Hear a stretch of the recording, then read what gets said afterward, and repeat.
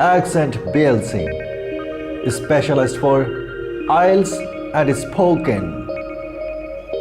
আসসালামু আলাইকুম। মানুষ হিসেবে আমরা অনেক সময় অতীতমুখী। অতীতের জাবর কেটে আমরা স্বাচ্ছন্দ্য বোধ করি। বিশেষ করে যদি অতীতের কোনো বিশেষত্ব থাকে তাহলে আমরা অতীতকে বারবার সামনে টেনে নিয়ে আসি। Well, with respect to the spoken English, sometimes we struggle to find the right structure to make a statement about the past. Indeed, today, this is our topic. In fact, I will make you introduce about the structure through which we can make a statement about the past. Anyway, what I'm going to discuss through this tutorial, let's have a look. So, I want to talk about to have been, having been, to having been, having plus V3 and having been plus V3. So that's our topic today. Well, তাহলে আর কি এক cup চা নিয়ে সোফায় রিল্যাক্সে বসে পড়ুন আর আমার কথাগুলো শুনুন। Well, first I want to talk about to have been. To have been কে বলা হয় থাকে পারফেক্ট ইনফিনিটিভ। টু ইনফিনিটিভকে আমরা দুইটা সেন্সে ব্যবহার করতে পারি। ওয়েল, সেন্স দুটো বুঝে নেওয়ার জন্য আমরা দুইটা সিনারিও আলাদা করে দেখে নেই। সো প্রথম সিনারিওটা আমি বলছি, যেমন আমি আমার নিজের ব্যাপারে বলতে পারি। আমি ইউকেতে ওয়েলস ইউনিভার্সিটিতে লেখাপড়া করেছি, আর ওয়েলস ইউনিভার্সিটিতে লেখাপড়ার কারণে মাল্টিকালচারাল মানুষের সাথে ইন্টারেক্ট করার সুযোগ পেয়েছিলাম। এই যে একটা সিনারিও, অতীতে একটা কাজ আমরা করেছি এবং আমার একটা রিয়েলাইজেশন কাজ করছে এখন এই বর্তমানে। এই ধরনের সেন্সে আমরা টু হ্যাভ বিন ব্যবহার করতে পারি। তো আমি যদি বলতে চাই লাইক আমি ওয়েলস ইউনিভার্সিটিতে লেখাপড়ার কারণে মাল্টিকালচারাল মানুষের সাথে ইন্টারেক্ট করার সুযোগ পেয়েছিলাম, সে কথাটাকে ইংলিশে আমি বলতে পারি to have been the student of the University of Wales, I was privileged to interact with the multicultural people. To have been the student of the Wales University, I was privileged to interact with the multicultural people. তো এই ধরনের সেন্সে আমরা two have বিন ব্যবহার করতে পারি। দ্বিতীয় sense, so scenery number 2, আমরা অনেকেই মনে করি বারাক ওবামা আমেরিকার শ্রেষ্ঠতম প্রেসিডেন্টদের একজন ছিল। তো সে প্রেসিডেন্ট ছিল আগে, আর আমরা মনে করছি এখন, অথবা আমরা বিশ্বাস করি। এই কথাটাকে আমি যদি ইংরেজিতে বলতে চাই তাহলে আমি বলতে পারি Barack Obama is believed two have bin one of the best president in America. তার মানে হচ্ছে যে বিশ্বাস করা হয় যে বারাক ওবামা আমেরিকার শ্রেষ্ঠ প্রেসিডেন্টদের একজন ছিল।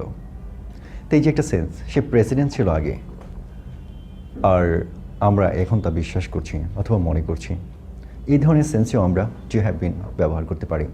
তো এই টু হ্যাভ বিন ব্যবহার করার জন্য আমাদের কিছু শব্দ অ্যাড করতে হয়। যেমন আমি বলেছিলাম বারাক ওবামা ইজ বিলিভড, তো বিলিভ শব্দটা এখানে আমি ব্যবহার করেছি। তো এই সেন্সে আমরা এই বিলিভ, সে, থিঙ্ক, কনসিডার এই শব্দগুলোকে আমরা অ্যাড করি মূলত এই সেন্সে কথা বলার জন্য। Then I want to talk about the having been. Having been-কে জিরান্ট পারফেক্ট বলা হয়ে থাকে অথবা পারফেক্টের জিরান্ট বলা হয়ে থাকে। তো এটার সেন্সটা কি, অর্থাৎ কোন সেন্সে আমরা এটা ব্যবহার করে থাকি তা আমাদেরকে একটু বুঝতে হবে। ওয়েল, আমি একটা সিনারিও বলতে পারি। সিনারিটা হচ্ছে এমন, লাইক আমার একজন ফ্রেন্ড আছে, সে জার্নালিজমে লেখাপড়া করেছে, আর জার্নালিজমে লেখাপড়া করার কারণে সে মাস কমিউনিকেশনে ভালো। দ্যাট মিনস সে জার্নালিজমে পড়েছে, তার কারণেই সে মাস কমিউনিকেশনে ভালো, তার মানে মানুষের সাথে ভালো কমিউনিকেট করতে পারে। তার মানে হচ্ছে যে সে অতীতকালে একটা কাজ করেছে এবং তার কনসিকুয়েন্স হিসেবে অন্য আরেকটা জিনিসের উপর তার প্রভাব পড়ছে। এই ধরনের সেন্সের জন্য আমরা হ্যাভিং বিন ব্যবহার করতে পারি। সো আমি আমার ফ্রেন্ডের ব্যাপারে যদি বলি তাহলে ব্যাপারটা এমনভাবে বলতে পারি, having bin the student of journalism, my friend is skilled in mass communication. Having been the student of journalism, my friend is skilled in mass communication. অর্থাৎ জার্নালিজমের স্টুডেন্ট হওয়ার কারণে সে মাস কমিউনিকেশনে ভালো। তো অতীতের সাথে বর্তমানে একটা রিলেশন তৈরি করছে। আমি শুরুর দিকে বলেছিলাম যে আমরা অনেক ক্ষেত্রে অতীতমুখী। তো অতীত নিয়ে যখন আমরা স্টেটমেন্ট মেক করতে চাই, হতে পারে আমরা বাংলায় স্বাচ্ছন্দ্য বোধ করি, কারণ বাংলা আমাদের ফার্স্ট ল্যাঙ্গুয়েজ। কিন্তু ইংলিশে যদি স্টেটমেন্ট মেক করতে চাই তাহলে অনেক ক্ষেত্রে আমরা স্ট্রাগল করি। ওয়েল, তো ইংলিশের চমৎকার কিছু স্ট্রাকচার আছে যাতে আমরা বর্তমান এবং অতীতের একটা সম্পর্ক তৈরি করতে পারি, অথবা অতীতকে রেফারেন্স করে বর্তমানে কথা বলতে পারি। তো মূলত এটা ফোকাস করে আজকে আমাদের টিউটোরিয়াল তৈরি করা হচ্ছে। Next I am going to talk about two having been. আমরা যদি একটা রিসেন্ট সিনারিও নিয়ে কথা বলি, সিনারিওটা হচ্ছে এমন, আপনারা অনেকেই শুনেছেন মিচু একটা আন্দোলন যেটা মেয়েরা করছে বেসিকলি।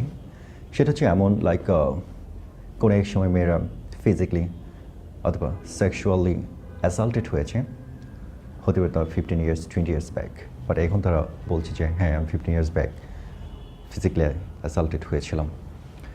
তো অতীতের কোনো ঘটনা যে আমি এই সময়ে বলছি, স্বীকার করছি, দাবি করছি, এই সেন্সে আমরা সাধারণত টু হ্যাভিং বিন ব্যবহার করতে পারি। তো যেমন আমি যে কথা বলেছিলাম যে অনেক মহিলা আগে ফিজিক্যালি অ্যাসাল্টেড হয়েছে বলে দাবি করছে, এই কথাটাকে আমরা যদি ইংলিশে বলি তাহলে আমরা বলতে পারি many ladies claim to having been physically অ্যাসাল্টেড in the past. Many ladies claim to having been physically অ্যাসাল্টেড in the past. অর্থাৎ অনেক মহিলা অথবা অনেক মেয়ে দাবি করছে তারা আগে ফিজিক্যালি অ্যাসাল্টেড হয়েছিল। Well, next I am moving to having plus V3. Having plus V3 একটা মিস্টেরিয়াস স্ট্রাকচার অ্যাকচুয়ালি। এর কারণ হলো যে এই স্ট্রাকচারকে আমরা বর্তমান এবং অতীত দুইটা সেন্সে ব্যবহার করতে পারি। যেমন আমি লন্ডনে ছিলাম, আর লন্ডনে ছিলাম বলে লন্ডনের সব ব্যাপারে আমি যথেষ্ট পরিমাণ সচেতন, অথবা লন্ডনের ব্যাপারে আমি ভালো জানি। তো আমি ব্যাপারটাকে এইভাবে বলতে পারি, লন্ডনে ছিলাম বলে আমি লন্ডনের ব্যাপারে ভালো সচেতন অথবা ভালো রকমের সব কিছুই জানি।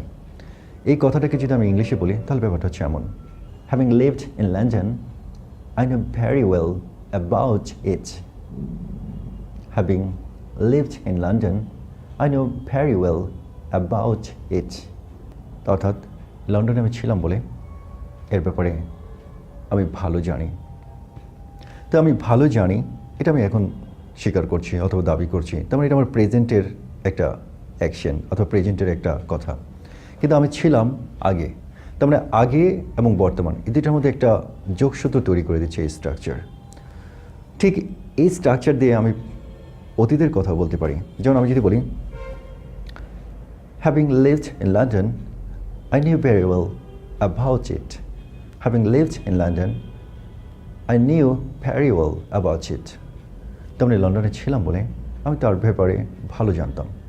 এই যে একটা স্ট্রাকচার, শুধু আই নো এটা বললে আমার প্রেজেন্টে চলে আসছে, আর আই নিউ এটা বললে আমার পাস্টে চলে যাচ্ছে, অর্থাৎ স্ট্রাকচার একই। তার মানে হচ্ছে এই স্ট্রাকচার দিয়ে আমরা অতীত এবং বর্তমান এই দুইটার মধ্যে একটা সংযোগ তৈরি করতে পারি। Well, next I am going to talk about having been plus V3. Having been plus V3 এটা এই স্ট্রাকচারকে আমরা দুইটা সেন্সে ব্যবহার করতে পারি, আর এটা হচ্ছে হ্যাভিং প্লাস V3 এর একটা প্যাসিভ ফর্ম। কোনো একজন ব্যক্তিকে আমি বলতে পারি লাইক চাকরি থেকে বরখাস্ত হওয়ার কারণে এখন সে আনএমপ্লয়েড। তবে এই কথাটাকে আমি যদি ইংলিশে বলি তাহলে আমি বলতে পারি having been fired from the job he is unemployed for a while. Having been fired from the job he is unemployed for a while. তার মানে চাকরি থেকে বরখাস্ত হওয়ার কারণে কতদিন ধরে সে আনএমপ্লয়েড, মানে বেকার। আবার যদি আমি বলি এই স্ট্রাকচারকে ব্যবহার করে আবার আমি বলতে পারি having been fired from the job he was unemployed for a while. Having been fired from the job he was unemployed for a while. তার অর্থ হলো যে চাকরি থেকে বরখাস্ত হওয়ার কারণে সে কিছুদিন বেকার ছিল, আনএমপ্লয়েড ছিল। তার মানে শুধু আমি ভার্বটাকে চেঞ্জ করে দিয়েছি। হি ইজ আনএমপ্লয়েড, এটা আমাদের প্রেজেন্টকে ইন্ডিকেট করছে। আর আমি যখন বলি হি ওয়াজ আনএমপ্লয়েড, তার মানে ফার্স্টকে ইন্ডিকেট করছে।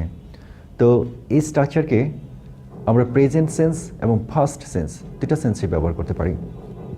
তো আমি যখন বলছি যে হ্যাভিং বিন ফায়ার্ড, তো এটা হ্যাভিং বিন ফায়ার্ড তার মানে সে অন্যের দ্বারা বরখাস্ত হয়েছে। তো এটা একটা প্যাসিভ সেন্স, যার জন্য আমি বলেছি যে হ্যাভিং বিন প্লাস V3 এটা একটা প্যাসিভ সেন্স, প্যাসিভ স্ট্রাকচার।